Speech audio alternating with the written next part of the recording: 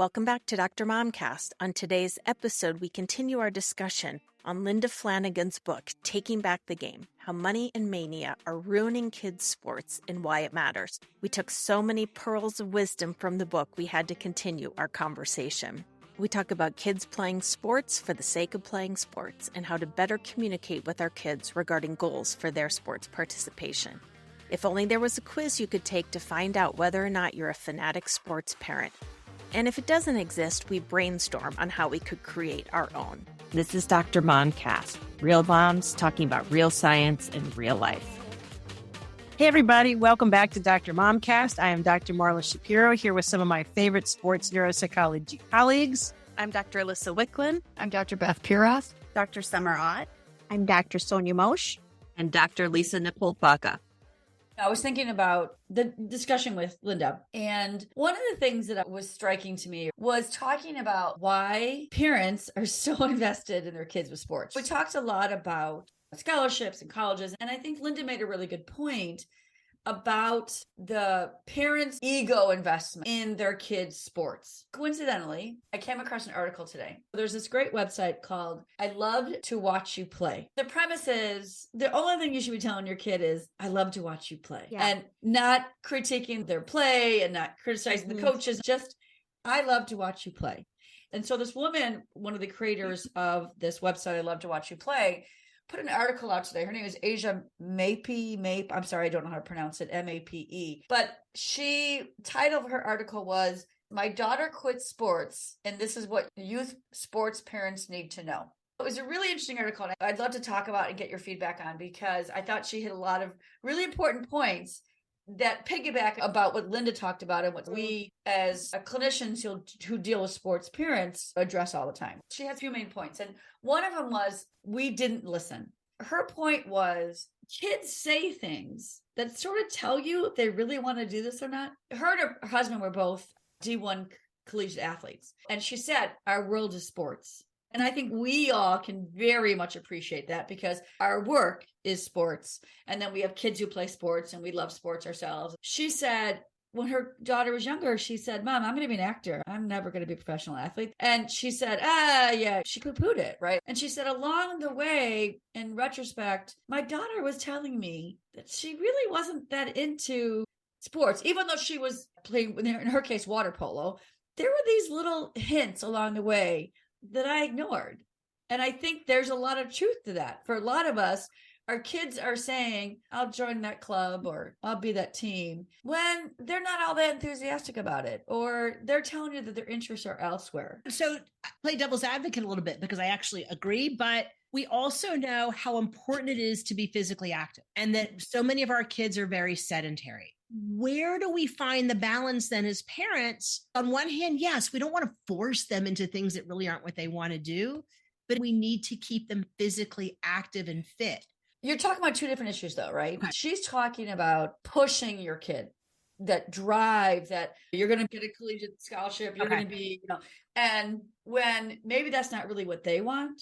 That they do like the sport, they do like the friendships, and they like being physically active, but they don't like it as much as you think they do. I wanted to read something though. This is a really interesting perspective. You might characterize it as a justification, but this was from Florida Fast Pitch Forum. This is a Facebook post. It really struck me as a way to think about it differently, or reframe, whether we agree or not. But it says, people have always asked, why do you pay so much money for a kid to do sports? Well, I have a confession to make. I don't pay for my kid to do sports. Personally, I couldn't care less about what sport she does. So if I'm not paying for sports, what am I paying for? And it lists all these things. It's like, I pay for the moments when my kid becomes so tired she wants to quit but doesn't. I pay for my kid to learn to be disciplined, focused, and dedicated. I'm just reading a couple. I pay for my kid to learn to make and accomplish goals. I pay for my kid to learn what it takes, hours and hours, years and years of hard work and practice. Now, we all know that there's the downside to that, but It was interesting. And maybe that's that person's justification because they've been criticized perhaps for what they're paying. One of the reasons that we all are supportive of kids' sports is the enormous benefits of sports, about failing, getting up. I don't think any of us have this goal for our kids to get scholarships or anything. So we are paying all this ridiculous amount of money for all those other things. One could argue you can find those in other things like the arts or other stuff. Like to your point, Summer, I was into drama. And I went to auditions, and there's the same aspect of you get up, you try, you apply yourself, you experience failure, defeat. But those things, you could find analogies in so many other pursuits that are non-athletic. For sure. I guess I was thinking about putting myself in the place of this mom and wondered, are they writing it because someone's criticized them for pushing their kid? She wrote this article because her daughter quit water polo. Was a very good water polo, apparently. Wanted to play the Olympics. Like that was what she was saying. And her daughter quit her senior year in high school. She said it was a gut punch to her and her husband because they were collegiate athletes. She had to take a step back and go, what did I do wrong? And she was very self-critical. I don't think she was trying to defend herself in any way. So she was trying to say, learn. And I think she even said something along this line, like kind of learn from me, ask these questions while your kid is still playing versus when your kid suddenly drops out. And she said it came out of nowhere from them. And maybe it shouldn't have come out of nowhere. Maybe if I had listened more. And she also said it's a marathon, not a sprint.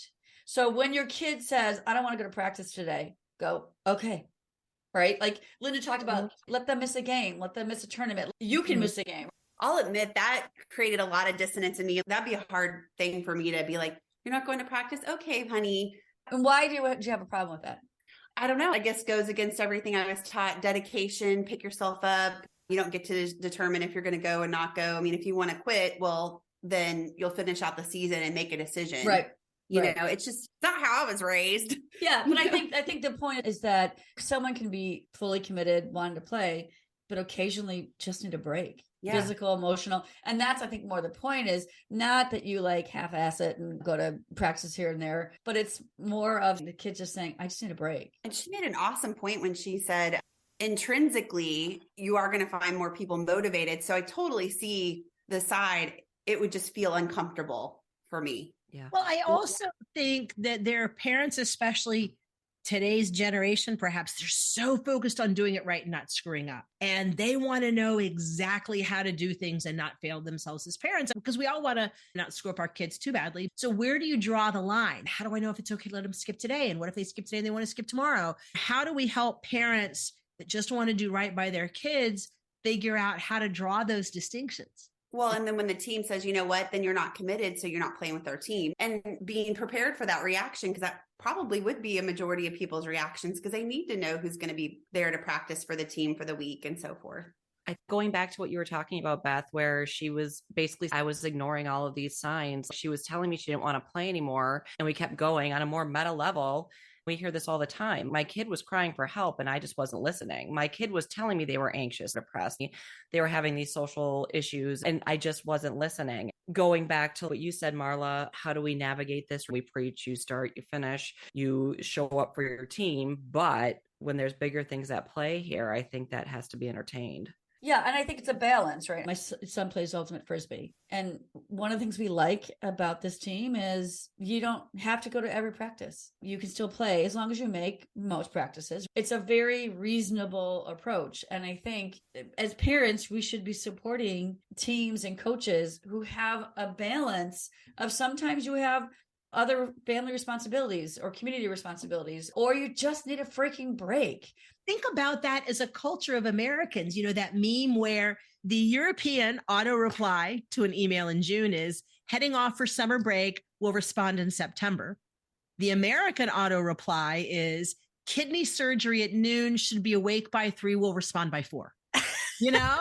And because think about it, we don't do that. We don't take breaks ourselves, or we feel guilty, or we're going to suck it up and push through it. So we as the grownups aren't very comfortable doing that for ourselves. And so, of course, we're uncomfortable letting our kids do it. I love working with kids much more than adults because I think, no offense to present company, because they do tell us what they think. We just have to learn to listen and understand their language.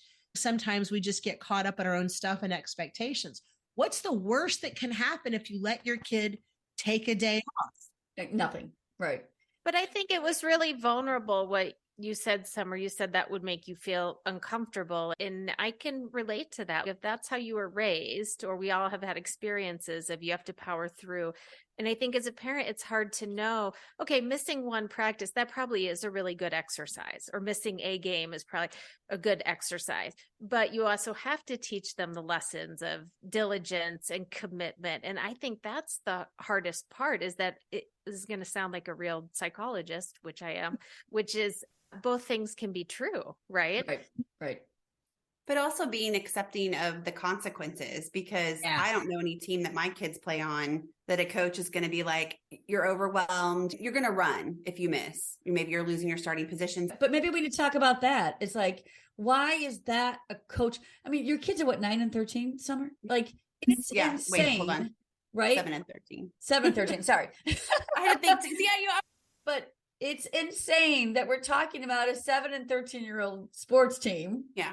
That a coach is going to make you run because you didn't make a practice. You're like, gee, for God's sakes. I mean, that is, when you step back and look at it, is crazy. One of Linda's points last podcast was that so much of where we have come in sports is because as parents, we've accepted this. Mm-hmm. That we don't say, no, that thing was canceled, so we're just going to go have a weekend off. We've accepted this level of commitment from children. One of the points that Asia made in her article was, don't treat them like mini adults. We needed to start looking at kids as kids.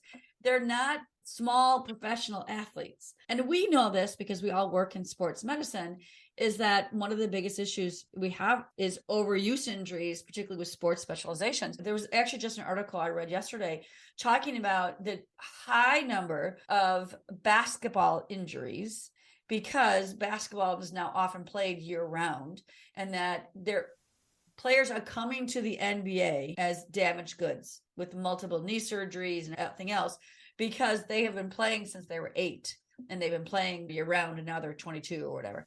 So it's not only talking about the physical toll of treating them like little professionals, it's talking about the pressure that we have put on them, when ultimately as parents, I think we talk out of both sides of our faces, because we go, oh, I just want my kid to have fun and make friends. But, oh my God, they have to play 6 days a week and go to camps and stuff. When you're like, why? What's the end game here? I like the idea of, I love to watch you play, because I think you can still be at that fork in the road. I love to watch you play and I'm listening to you. One possibility is, I don't want to play anymore. The other possibility is, I love this and I want to practice 6 days a week. So if you come from the place of, my role here is, I love to watch you play, then maybe you're giving them the space to develop whatever path that is they may take. But I think the important part is that as parents, we have this bipolar distribution. Either kids don't want to play or they're all in.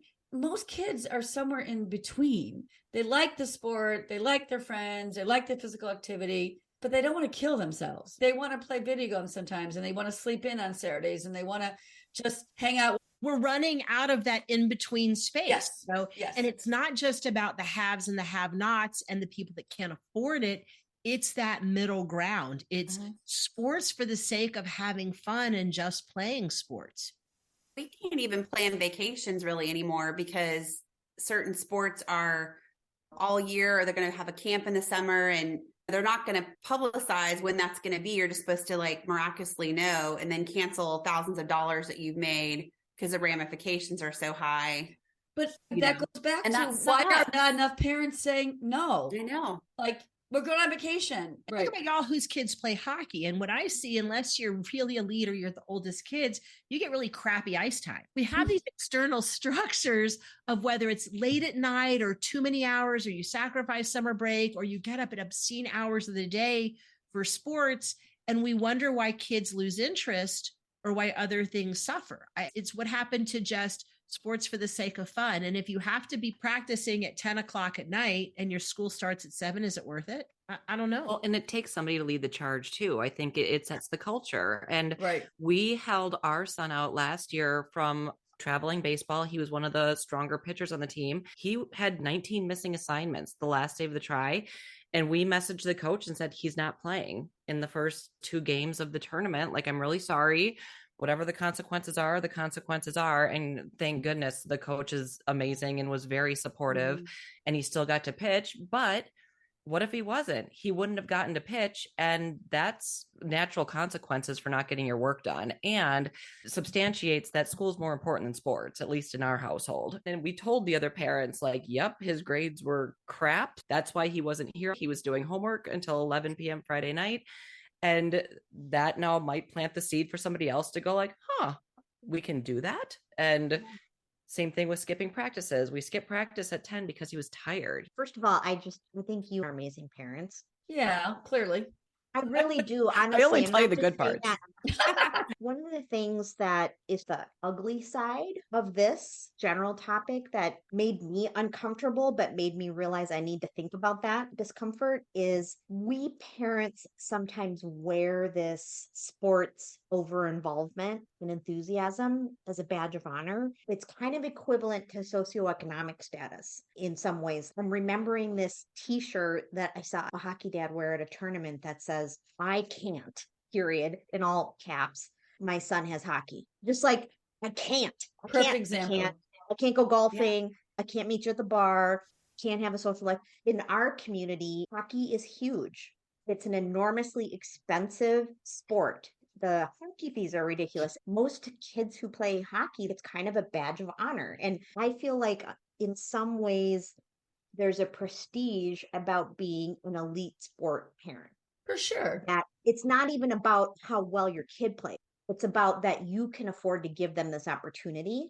Absolutely. And I think that's kind of an ugly side of this whole phenomenon. No, I think you're 100% right. I spent $3,000 on your hockey. So you're going to practice, right? You know what I mean? There is that natural knee-jerk reaction of, I've paid a lot of money for this. Yeah. So you are going to play. Like, oh my God, those hockey skates are just ridiculous. I'm not going to get my roots touched up because of that. My nails are haggard because you have hockey skates. Thanks a lot. I have great roots because my kid plays hockey. That's a good slogan for our merch. But when we're going through these internal battles of, do I let him take a day off, or is that too much? Because our public personas are wrapped up in it, does that make us less likely to powwow with other parents? Are those the dirty secrets we keep to ourselves? Because on one hand, yes, somebody has to lead the charge. A lot of parents like us are likely to confide these dirty internal angsty dialogues with other sports parents, or do we keep it to ourselves? Well, if you've ever been part of Dance Moms and you don't bring the right Aquanet, you're getting shamed. I was a dancer, Summer. I get it. If you don't have the right shade of red lipstick, and God forbid, if you didn't buy the Danskin Toast Tights and you went to Target, forget it. I did not bring the right hairspray and asked if I could borrow a squirt, and you would have thought the world was going to end. Any sport parents listen to this, totally understanding that, nodding along to the Summer story at that dance. What is the advice then that you give to parents to say it's okay to say no? You have to weigh it, right? If there are ramifications, you weigh the consequences, you're going to be more vocal about certain things than others. It's what you've invested. It's what your family culture dynamic is. I think it's going to have to be an individual thing for everybody, depending on the sport they play. But I think you make a really important point. You said, what have you invested? And I think that's important because it's not about what we've invested. The sport is for the kids. Well, I didn't mean financially, but maybe the time, and not necessarily when I say you, the parent, but the whole family unit, right? You know, what has been invested. I think, though, that speaking up and speaking to other parents is key in terms of advice, not being afraid to say, time out here. My kid is fried. Or to maybe have those conversations with other moms. My kid has been coming home wiped. Has yours too? Maybe we need to skip a practice one day, or let's have a pizza party instead of practice. Speaking up for our kids, but also speaking out to other parents. One person speaks up can encourage others to do so. Not be afraid. Is there a self-analysis published somewhere, a checklist, introspective questions that you could ask yourself to see if you fit certain profiles, and from there decide how much does this overcome you and or your athlete, your child, your family unit? I think that's a really good question, and if not, I think we should invent it. On that topic, we talked about this book a little bit on the last podcast. It's called What Size Balls Do I Need by Steve Morris. And one of the things that I think could be a starting point is he suggests you continuously check in with yourself. What are my goals and what are my expectations of this experience? You ask your child the same questions. What are your goals and what are your expectations? And continually reassessing, maybe at the end of each season. It might be an opportunity to hear your child. I love watching you play, which is such a wonderful sentiment. Does your child still really love to play? And I think you'll find the parent expectation may be very different than a child, but we haven't talked a lot about just asking our kids directly. I think that's a great point. Can you expand on the difference between goals and expectations and give it concrete examples for folks for whom that may not be quite as clear? So I'm paraphrasing from Steve Morris's book. A goal, for example, would be what your child is striving for. And the expectation is the belief of what they should achieve. Your goal for your child may be that they end up on a top-tier baseball team. And your expectation may be that they won't miss a practice, they'll work hard, they'll work out with a trainer. Your child's goal, on the other hand, could be that they'll play baseball in high school and that they would like to be a leader on the team. And their expectation could be that they will practice, they will work hard, but they also want to take spring break with their family, for example. So you can see how those are different. Your expectation of how they will achieve that goal can be very different than how the child thinks they'll achieve that goal. And the goals can be different. Steve Morris talks about downplaying your own expectation, but continually communicating with your child to understand what their goal is and how they expect to get there. I love this point, though, listen. So a set of questions would be so helpful. If you have so many points, right, then you're in the orange zone or you're in the red flag zone or you're in the I'm doing pretty dang good zone. What's the outcome metric? So what are you looking for? To inform the parent about, okay, maybe this is going down a path that could be very problematic. If they hit certain target behaviors or they're answering or endorsing certain aspects, okay, maybe I need to, and then they can be directed to certain resources or something. Like you're a fanatic parent. It's a great idea because sometimes those who are least equipped to make those decisions are the ones that really need to the most. So a concrete yardstick, to your point, Alyssa, yes, we should invent that. Of how do you know if you're an over-the-top parent fanatic?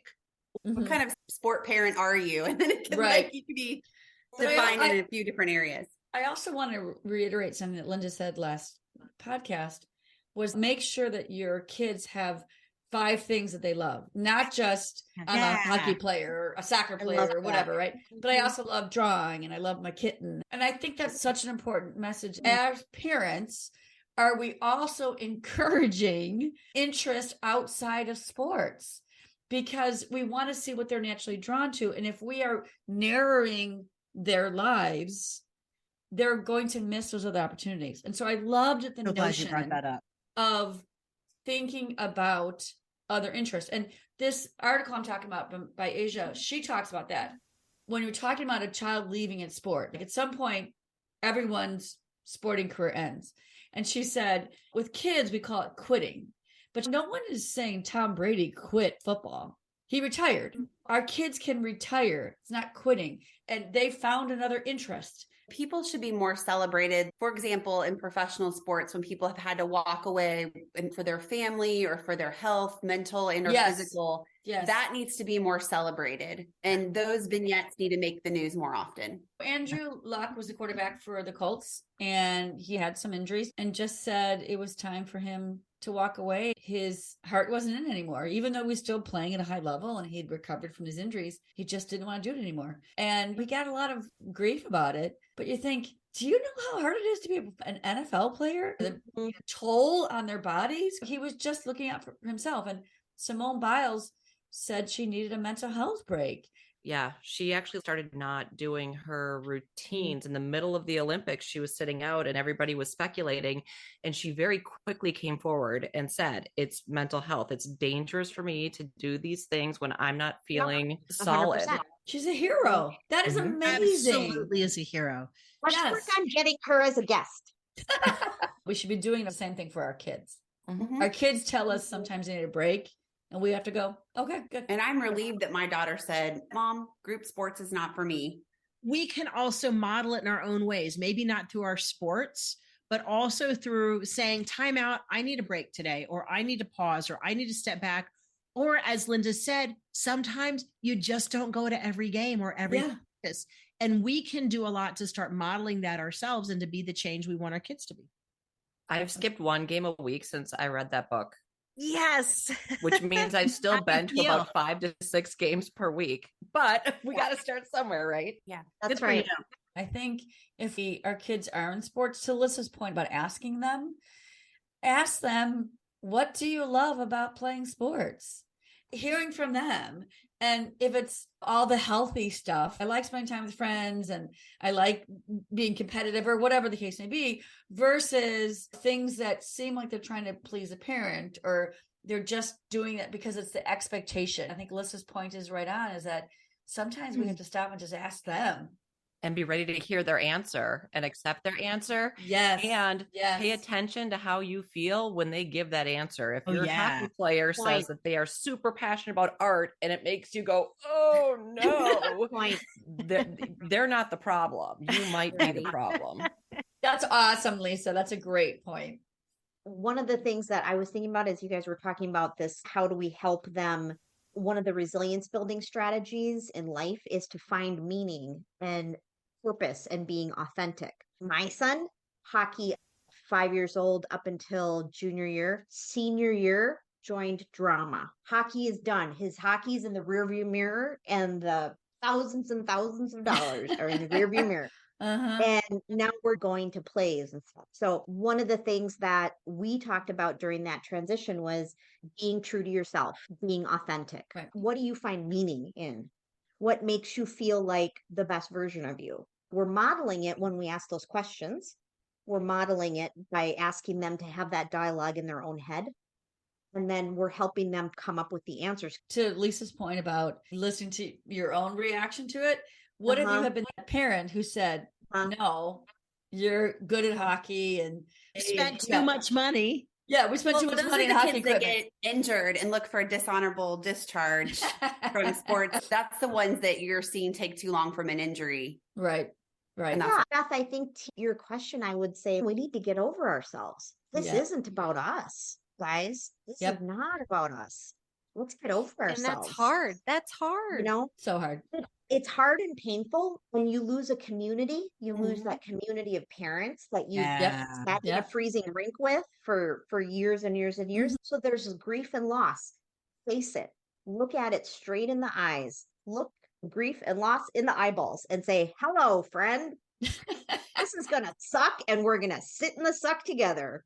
And now I got to make drama parent friends. So acknowledge the reality of the loss. It's hard and scary. I wonder if, as a parent, we assess our goals and expectations and keep reassessing, would that not be such a slap in the face? Well, I think at the end of each season, if you could do a parent self-analysis, your child could do an analysis. We've learned through the junior high process that my daughter is much more comfortable as an individual sport athlete than she is a group sport athlete. Sure. And it took experience and discussion for us to realize that and being accepting of that.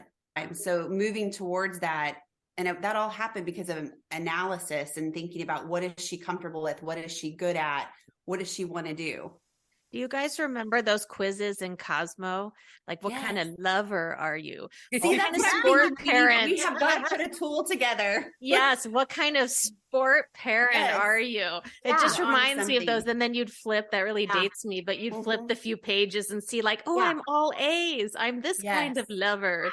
But you could, it could be in the sport parent realm. Yeah. Do you have to do that voice, Alyssa? Yes. I love it. She's just like, lover. And if you got like the boring missionary lover, you'd go back and change your answers to get something. Yeah. I mean, I never did that, but I'm sure somebody did. Oh my God. Is that where we put a fork in it and end? How can you top that? Yes. What a great discussion. I think it's a great discussion because I think so many sports parents are going to hear this and go, yep, I know that person who wouldn't let me have some hairspray. I know. I know the person that made me run my ass off for, missing a practice. I think the ultimate takeaway I'm hearing is we need to start the discussion. Yeah. In order to change the narrative, we just need to start the discussion because maybe other parents feel the same way. In order to change the narrative, we need to start the discussion. Hashtag Dr. Momcast. You'll see it on a t-shirt. Yes, there you go. No, but seriously, that's so spot on. And we also need to stop saying what's in it for me. Right. Get over ourselves. It's not our journey. Beth, thank you for bringing that up and helping facilitate that discussion. That was fantastic. Yeah, we're all doing the best we can, guys. Real science, real moms, real life.